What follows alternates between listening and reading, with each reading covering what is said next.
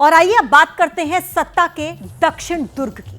2023 में दक्षिण भारत के 2 राज्यों में चुनाव हुए और दोनों ही राज्यों में कांग्रेस ने सत्ता पर कब्जा जमाया। 2023 में बीजेपी की सत्ता वाला दक्षिण का एकमात्र राज्य उसके हाथ से निकल गया। तो हाल ही में हुए 5 राज्यों में से जिस एक राज्य में कांग्रेस को सत्ता नसीब हुई वो भी दक्षिण का ही राज्य है और वो राज्य है तेलंगाना। लेकिन सवाल यह है कि क्या 2024 में भी दक्षिण भारत के इन राज्यों के नतीजे कांग्रेस के पक्ष में होंगे या फिर कहानी कुछ और होगी।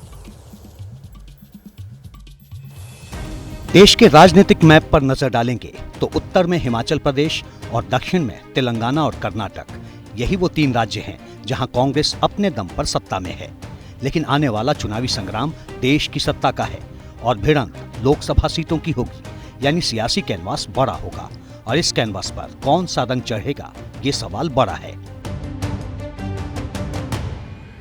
बीजेपी की जो परफॉर्मेंस है वो पिछले 8 लोकसभा चुनावों में वो कांग्रेस से बेहतर रही है और पिछले 4 लोकसभा चुनावों की अगर बात करें और ख़ासतौर से नरेंद्र मोदी के आने के बाद के 2 लोकसभा चुनावों की बात करें तो बीजेपी का स्ट्राइक रेट 70-80% से ऊपर रहा है। तो ऐसे में ये उम्मीद करना कि विधानसभा चुनाव जीत गई है कांग्रेस पार्टी इसलिए उसकी लोकसभा में परफॉर्मेंस बेहतर हो जाएगी, इसकी उम्मीद कम दिखाई देती है। कर्नाटक में बीजेपी को भले ही हार का सामना करना पड़ा हो, लेकिन विधानसभा चुनाव में बीजेपी का वोट प्रतिशत 2018 के मुकाबले बढ़ा है। वहीं तेलंगाना में कांग्रेस बीआरएस को हराकर सत्ता तक पहुंची तो वोट प्रतिशत के मोर्चे पर बीजेपी को पिछले चुनाव के मुकाबले बड़ी बढ़त मिली। एबीपी न्यूज सी वोटर के ओपिनियन पोल के आंकड़े से साफ है कि कर्नाटक में बीजेपी बड़ा कमबैक कर सकती है।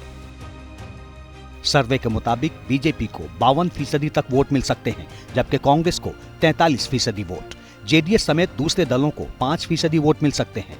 यानी कर्नाटक में सिद्धारमैया के नेतृत्व वाली सरकार होने के बाद भी कांग्रेस के लिए संकेत अच्छे नहीं हैं। कर्नाटक में बीजेपी को 22 से 24 सीटें मिल सकती हैं, वहीं कांग्रेस का विजय रथ 4 से 6 सीटों तक रुक सकता है। 2019 के लोकसभा चुनाव में बीजेपी ने कर्नाटक की 28 में से 25 सीटों पर जीत दर्ज की थी। ओपिनियन पोल के मुताबिक भी इस बार भी बीजेपी यानी कि 2024 के लोकसभा चुनाव में भी बीजेपी अपना ये प्रदर्शन बरकरार रख सकती है। हालांकि तेलंगाना में बीजेपी के लिए अच्छे संकेत नहीं है। तेलंगाना में विधानसभा चुनाव की तरह लोकसभा चुनाव में भी कांग्रेस कमाल कर सकती है। बहुत बड़ी कोशिश वहां हो रही है कि आप सोनिया गांधी को तेलंगाना से चुनाव लड़ाएं और एक तरीके से ये कहें उनको कि आपने हमारा राज्य बनाया, इसके लिए हम आपको धन्यवाद देना चाहते हैं। अगर ये मुहिम चलती है और जिस तरह के वक्ता हैं रेवंत रेड्डी और वो इसको ऐसे पेश करते हैं कि इंदिरा अम्मा की बहू हैं, वो अपना आखिरी चुनाव लड़ रही हैं, हमें उन्हें सलाम करना चाहिए, तो वो एक बहुत बड़ी बात हो सकती है कांग्रेस पार्टी के लिए। तेलंगाना में बीजेपी को 1 से 3 सीटों तक संतोष करना पड़ सकता है। कांग्रेस को 9 से 11 सीटें तक मिल सकती हैं, जबकि सत्ता गंवा चुकी बीआरएस को 3 से 5 सीटें मिल सकती हैं। ओपिनियन पोल से साफ है कि तेलंगाना में कांग्रेस के पक्ष में माहौल बना हुआ है, लेकिन वोट प्रतिशत के मामले में तेलंगाना में बीजेपी को भी फायदा होता दिखाई दे रहा है। बीजेपी को विधानसभा चुनाव में 13.90% वोट मिले थे, जो कि लोकसभा चुनाव में बढ़कर 21% हो सकते हैं। कांग्रेस को 38% वोट मिल सकते हैं, जबकि विधानसभा चुनाव में उसे 39.40% वोट मिले थे। लोकसभा चुनाव में बीआरएस को 33% तक वोट मिल सकते हैं।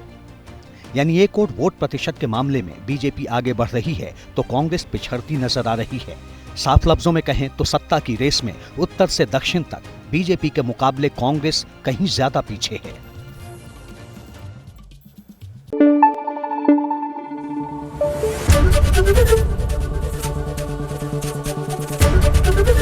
एबीपी न्यूज आपको रखे आगे।